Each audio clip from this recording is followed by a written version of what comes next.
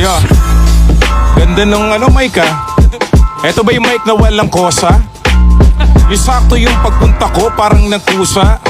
Okay, sige, wala nang biro-biro, okay. Okay, paghatak ni Ismaglas kala ko may kaguluhan. Yung pala freestylean, merong kapupulutan. Kaso di lang aral at hindi lang po pangaral. Ang gusto ko sa namin ay para ka nag-aaral. Yung tipong may beat, tapos may mic, may camera. Tapos nun aalisin mo sa lente yung mga bara.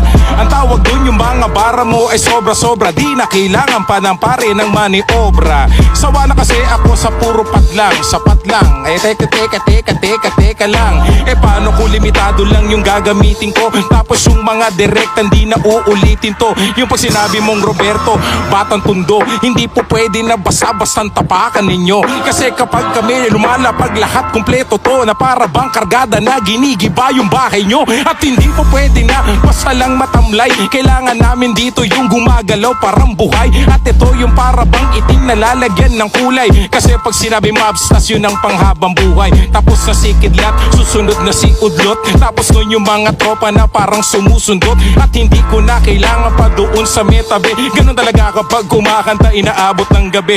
Di na kailangan pa na magpapuyat o kaya'y mga yayat. At lahat naman ginagamit ko parang hindi maawat. Kasi nga pala kumusta na? Kasi tapos na ang kalayaan daw sa mewatawat. Roberto, kumusta na ang bakasyon? Ganun pa rin, marami pa rin daw ang nag-iilusyon. Hindi sa lang, sabi ko pare walang intensyon. Ang gusto ko lang lagi nagbibigay daw ng leksyon. Kaya ka nakapubo, ibig sabihin galing ng Manila. Parang nakakita ka na nag-rap na nag-gorilla. Tapos nun na parabang ang daming nakapila. Di na kailangan pang hatakin na parang mga tela. Kasi lahat kami dikit-dikit, kabit-kabit. Hindi kailangan dito na sobrang galing, sobra ang lupit. Kailangan lang yung katamtaman. Ang importante pag hawak yung mic dapat meron ka nalalaman. Hindi na uso pare yung basta-basta na lang. Ang gusto ko pagangsta-gangsta, parang hasta lang. Teka nga pala partida may dumadaan daw. Kaya tayo ay uurong kasi siya ay naliligaw. Ang exit ay doon, ang entrance ay dyan. Bakit siya lumiliko ay nagkamali lang?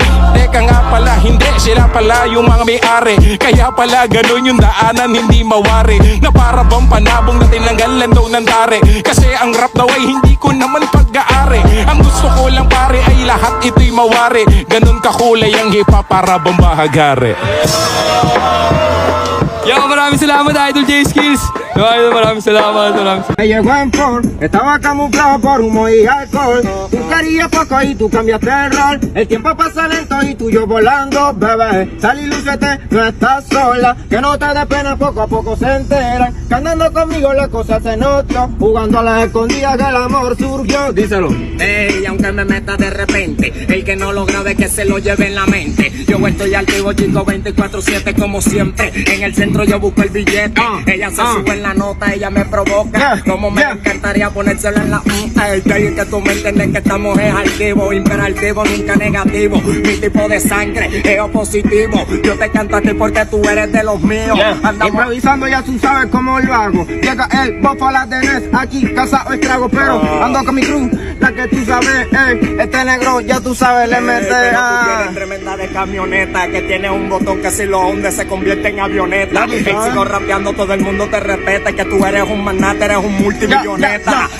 Estamos activos en la verdad. Ahora me presento, me apodan en el Beberra. Escucha que yo le meto porque soy el de Huete. En el Instagram Beberra 1977. Va para la tenés así entrega 5,000 para que tú lo uses como tú quieras mi beat. Hey, pero ya tú sabes cómo le metes. Tranquilo, tú sabes que yo soy el Beberra. Que no vale el dinero, lo que vale es la humildad. Yo quiero que este video lo subas al Instagram porque tú eres famoso y tú me haces viral. Escucha cómo suena, digo la verdad, soy el rapero, el que tiene muchas rimas. Que mi Dios lo guarde y también me lo bendiga.